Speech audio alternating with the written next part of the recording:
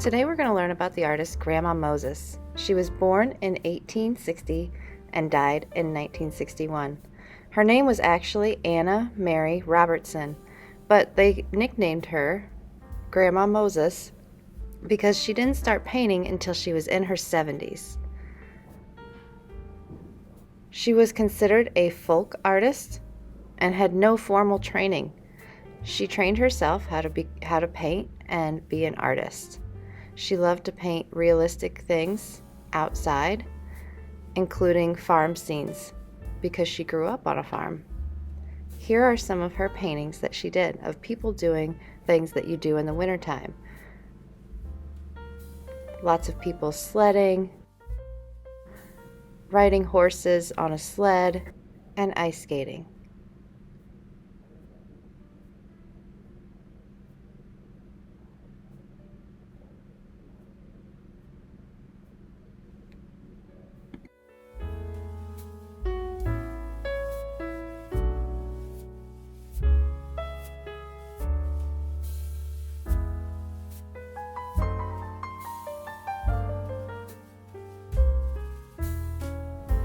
Grandma Moses even illustrated The Night Before Christmas.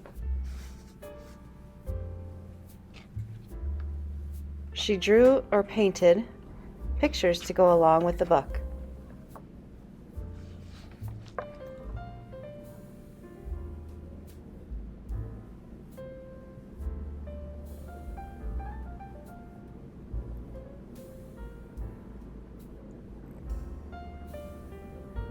The Night Before Christmas.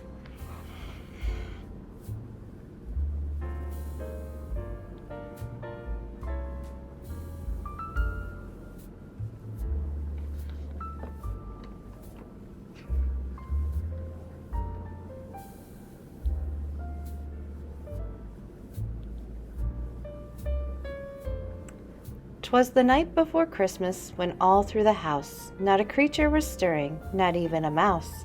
The stockings were hung by the chimney with care, in hopes that St. Nicholas soon would be there.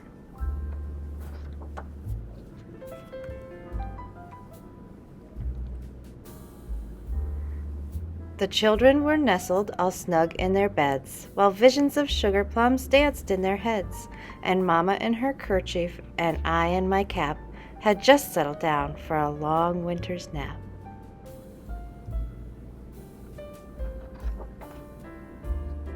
When out on the lawn there arose such a clatter, I ran from my bed to see what was the matter. Away to the window I flew like a flash, tore open the shutters and threw up the sash. The moon on the breast of a new fallen snow gave the luster of midday to objects below, when what to my wondering eyes should appear but a miniature sleigh and 8 tiny reindeer.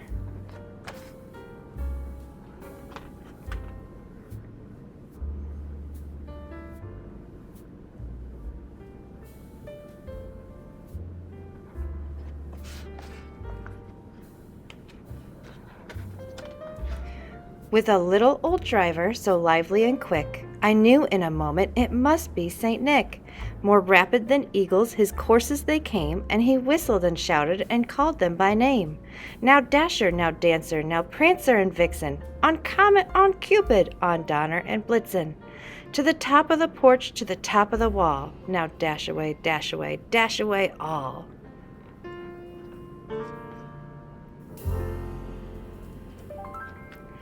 As dry leaves that before the wild hurricane fly, when they met with an obstacle, mount to the sky, so up to the housetop the coursers they flew, with the sleigh full of toys, and St. Nicholas too. And then in a twinkling I heard on the roof the prancing and pawing of each tiny hoof.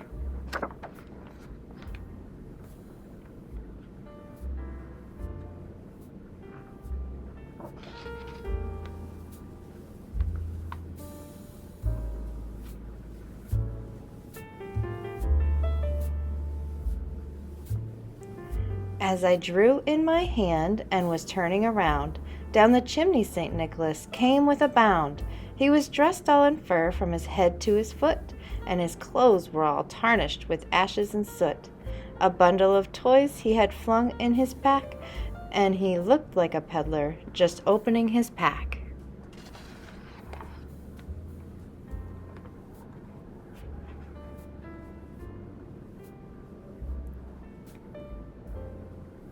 His eyes, how they twinkled, his dimples, how merry, his cheeks were like roses, and his nose like a cherry.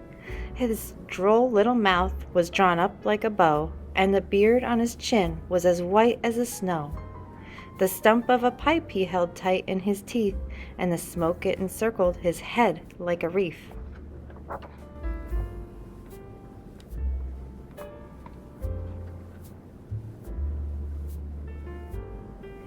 He had a broad face and a little round belly that shook when he laughed like a bowl full of jelly. He was chubby and plump, a right jolly old elf, and I laughed when I saw him in spite of myself. A wink of his eye and a twist of his head soon gave me to know I had nothing to dread. He spoke not a word, but went straight to his work, and filled all the stockings, then turned with a jerk, and laying his finger aside of his nose and giving a nod up the chimney he rose.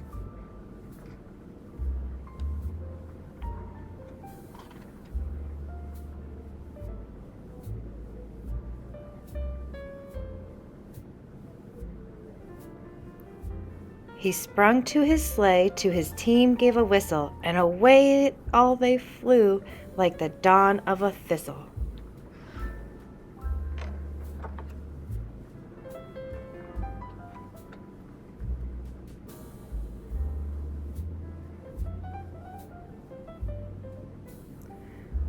But I heard him exclaim, ere he drove out of sight, "Happy Christmas to all, and to all a good night."